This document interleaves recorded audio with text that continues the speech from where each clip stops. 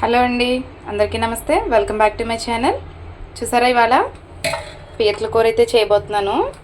ఇవన్నీ గుడ్డు పీతలు అండి. చూసారా, గుడ్డు పీతలని తెలియడానికి అయితే ఇలా బ్యాక్ సైడ్ తిప్పితే ఇలా ఎర్రగా ఉంటే ఇవన్నీ గుడ్డు పీతలు అండి.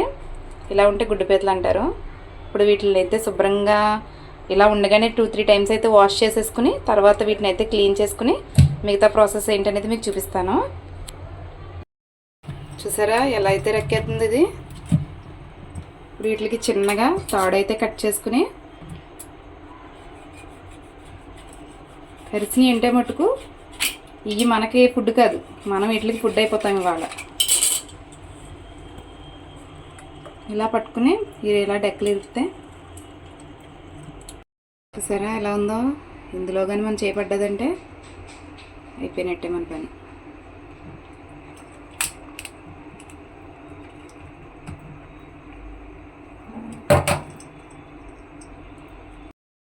డెక్కల్ని అయితే తీసుకున్నాం కదా, తర్వాత వీటి పైన ఉన్న డెప్పల్ని అయితే ఇలా క్రాస్గా పట్టుకుని చూసారా ఇందులో ఫుల్ గుడ్డు ఉంది.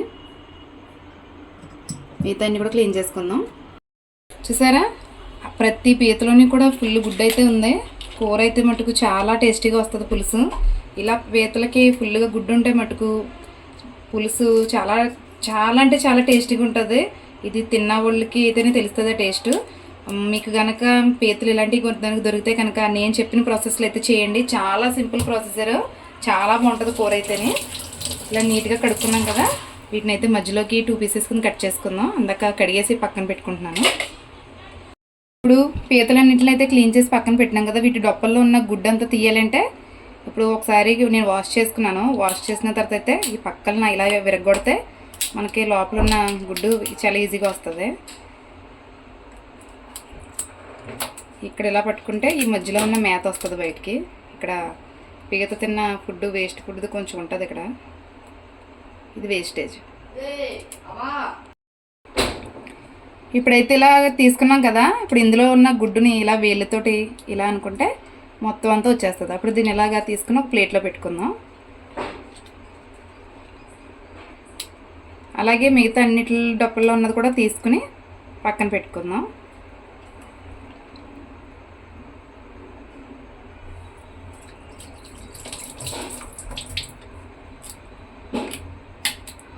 మళ్ళీ ఒకసారి చూపిస్తున్నాను క్లారిటీగానే. ఇలా పక్కకు తీసుకుని ఇలా పైన పట్టుకుని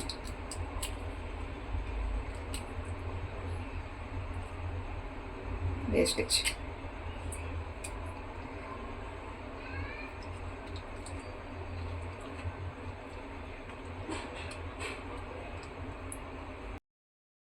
పీతలను అయితే క్లీన్ చేసుకున్నాను కదండి. అందులో అయితే టేస్ట్కి సరిపడా ఉప్పు కారాన్ని అయితే కలిపి పక్కన పెట్టుకున్నాను. అలాగే కూర కోసం ఒక 2 మీడియం సైజు ఆనియన్స్ తీసుకున్నాను, ఒక 5-6 పచ్చిమిర్చి తీసుకున్నాను. అలాగే కూరలో మసాలా కోసం కొంచెం అల్లం వెల్లుల్లి ధనియాలు జీలకర్ర తీసుకున్నాను. దీన్ని మిక్సీ పట్టుకుని పక్కన పెట్టుకుందాం. ఇప్పుడైతే ముందుగా గిన్నెని వేడి చేసుకుని ఆయిల్ అయితే వేసుకున్నాను. ఇప్పుడైతే ఇందులో ఆనియన్స్ వేసుకుందాం.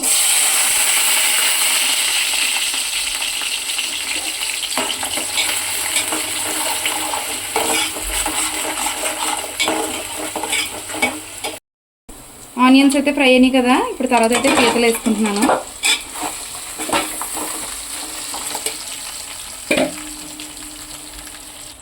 ఆ ముక్కలు కలుపుగా మిగిలిన కారం ఉంటుంది కదా, అందులో కొద్దిగా వాటర్ అయితే వేసుకుని ఇలా వేసుకుంటున్నాను.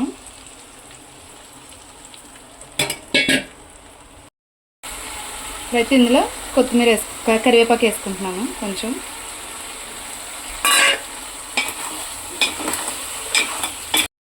కూరకి పులుసు కోసం చెప్పనైతే చింతపండు అయితే తీసుకుని నానబెట్టుకున్నాను. ఇప్పుడు దీన్ని బాగా మెత్తగా పిసుక్కుని మనం చింతపండు పులుసుని అయితే తీసుకుందాం. ఒక్కసారి అయితే చింతపండు పులుపుని అయితే చిక్కగా తీస్తున్నాను కదా, అందులో అయితే ఇప్పుడు ముందుగా తీసుకున్నాను కదా డొప్పల్లోది, పీతల డొప్పల్లో గుజ్జు అంతానే, దాన్ని అయితే ఇందులో వేసుకుని మనం ఒకసారి జస్ట్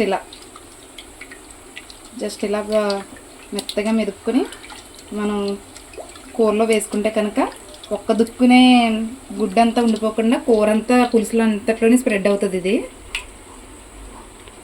ఇప్పుడు దీన్ని అయితే మనం కూరలో వేసుకుందాం.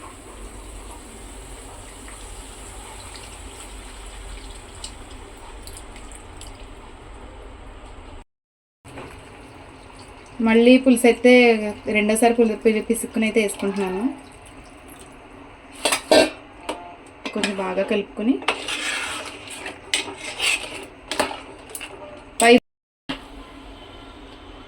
ధనియాలు, జీలకర్ర, అల్లం వెల్లుల్లి పేస్ట్ అయితే చేసుకున్నాను కదా. ఇప్పుడు పులుసు వేసుకున్న తర్వాత మనం ఒక స్పూన్ అయితే ఇందులో యాడ్ చేసుకుందాం. ఒక స్పూన్కి కొంచెం తక్కువ వేసుకుందాం. ఇలా పులుసు మరుగుతున్నప్పుడే వేసుకోవాలి మనం. ముందుగా వేసుకుంటే ఇగురు కూరలో స్మెల్ వస్తుంది. అంతే అండి. ఇందులో ఎలాంటి మసాలాలు ఏమి వేసుకోకర్లేదు. ఇది పులుసు మసాలా మాత్రమే. దీన్ని అయితే కొంచెం కొత్తిమీర వేసుకుని ఒక 10 మినిట్స్ ఉడకనిస్తే పులుసు దింపేసుకోవచ్చు మనం. పులుసు అయితే అలా తెల్లగా మరుగుతుంది కదండి. ఇప్పుడైతే కొంచెం కట్ చేసిన కొత్తిమీర అయితే వేసుకుందాం. పులుసులో బాగా మరిగితే బాగుంటుంది.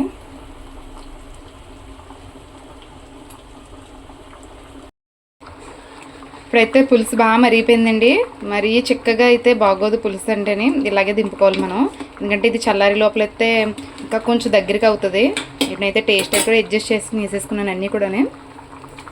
ఇప్పుడైతే దీన్ని స్టవ్ ఆఫ్ చేసుకుంటున్నాను. ఇంతేనండి. ఎంతో రుచిగా ఉండే గుడ్డు పీతల పులుసు అయితే చాలా సింపుల్ ప్రాసెస్ అండి. ఒకసారి మీరు కూడా ట్రై చేసి దీని టేస్ట్ ఎలా ఉన్నది మీరు చూడండి.